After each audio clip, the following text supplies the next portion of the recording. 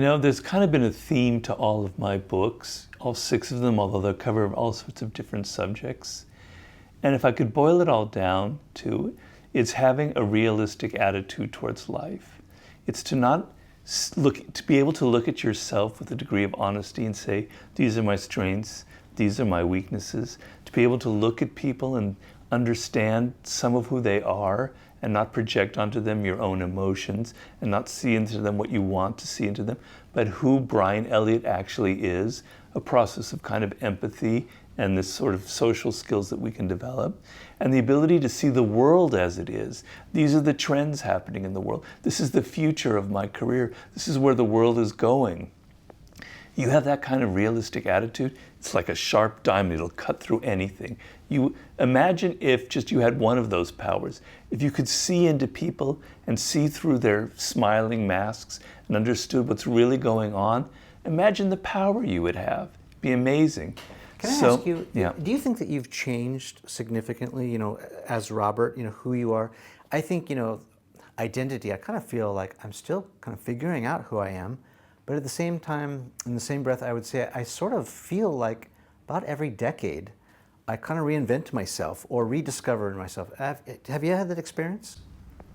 Yes and no. It's kind of a balance between the two. Yeah. So the person that I was at 5 years old, there's kind of a through line going all the way to me now. I'm 61, 62, right? So I can kind of see the child still inside of me, that I'm still kind of Robert Greene, that little boy who was really interested in war and baseball, etc. But yes, I've gone through many changes. And the period in which I wrote the 48 Laws of Power is not where I am right now. So I've gone through many shifts, and I think that's very healthy. Yeah. And we're a product of our environment too. And again, that's why we went back to context. Sure. When you were thinking about what you were thinking about in the 60s, things change and environments change, and even where you were born. How much do you think about nature and nurture? Do you think about this at all? Yeah, well, part of our problem these days is we're too black and white in the way we think. Things are never one way or the other. They're always a mix, and that's kind of where wisdom comes from, is being able to see the middle way. So we're a mix of nurture and nature. Undoubtedly, genetics play a component, and I talk about that in Mastery. So the fact that I have this insane attraction to words is genetic. I'm sure of it. Yeah. And there's a great book called The 5 Frames of Intelligence by Howard Gardner, in which he says, the way your brain is wired, there's one kind of set of intelligence that you're attracted to. It could be math, it could be kinetics and movement, it could be patterns, and which will lead to like music, etc. Yeah. But those are genetic, no doubt about that. Yeah. But then nurture plays an incredibly important part. Just think of the fact that you're 1 year old. Do you know how vulnerable and what a sponge you were when you were that young? Yeah. Your whole life depended on 1 or 2 figures. You were paying such deep attention.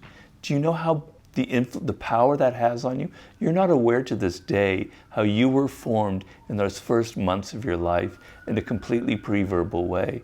So they're both equally play a role. So people who emphasize one or the other, they're just foolish, I think. Yeah, I got to talk to Sir Ken Robinson before he passed. We became fast friends. I was, definitely enamored with his work. He wrote the book Element, which is, kind of along the lines of what you're talking about, finding your true passion, fish to water, bird to air. And he talks about this idea of how some of us, the plan that's not in the minds of the people who are in our control or our governance or maybe our parents sometimes gets beaten out of us or we get talked out of it. Totally. I shouldn't be a writer, you're never going to make any money, or forget about singing or filmmaking, or, I still think we have to be careful of that that nurture, because sometimes it's ironic how unnurturing it can be. People with good intentions give bad advice, Oh, you mean when you're very young? It doesn't, I think it's age agnostic. I think, and that's why I was sort of wondering, what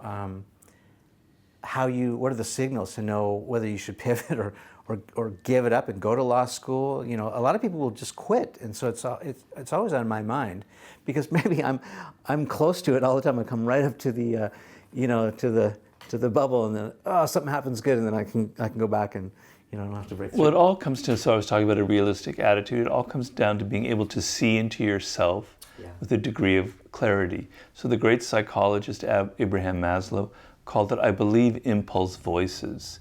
And he says that when a child is 6, 8 months old, they have these impulse voices. They like this candy, they like this bit of food, and they hate that one. Right. It's something inside of them, they know it, they're aware of it in a very primal, pre-verbal way, and so they choose this thing that they're going to eat. Right? We all have these voices, but then as we get older, we lose sense of them. We're not hearing them anymore because we're hearing teachers telling us this is what we're good at, this is what we should be. We're hearing friends, we're hearing the culture saying this is what's cool and what's not cool. By the time we're 16 years old, that impulse voice is drowned out by 100 other voices, and we don't know who we are anymore. And it's very depressing, and it's why people turn to drugs and alcohol and porn, etc. They lose a sense of themselves, of who they are, and that is the worst thing that can happen to you. So it's a matter of self-awareness and going through a process. We talk about the need, patience, of being able to look at yourself. And what I get people to do is we go through a process of journaling. And we dig deep and we say, these are the things I could see throughout my life that I love. That when they happen, when I hear about them, I get so excited. These are the things I hate. And I give them an example of myself. I know, for instance, if I open the internet or the New York Times or any newspaper, and there's an article about early humans from 80,000 years ago, I have to read that article. I am so obsessed with our origins. It's been that way since I was 4 years old. That's the impulse voice. And on the other hand, I hate working for people. I hate political games. I hate the feeling that I have to court this incompetent buffoon who's my boss. That's another impulse voice that's now saying you have to be an entrepreneur, Robert. I mean, we were just sitting back, chopping it up, reminiscing about the good old days and all that. Tracking my roots, where I came from and where I'm going.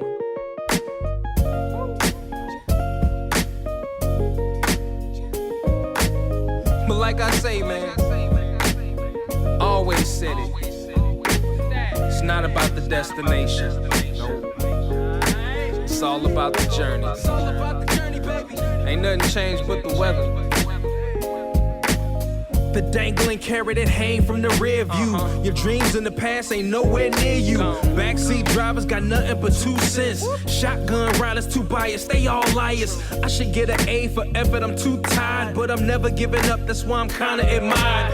Role model, like it or not, I gotta play it. Sugarcoat the rhyme sometimes, but still say it. Said I was quitting at 40 is just a fib. I'm still a kid that's wiping the food off of my bib. You ever wanted something so bad that you could taste it? Cried over every opportunity wasted. Good and bad news, which one you want first? Either way you pick, the bad still gonna hurt you the worst.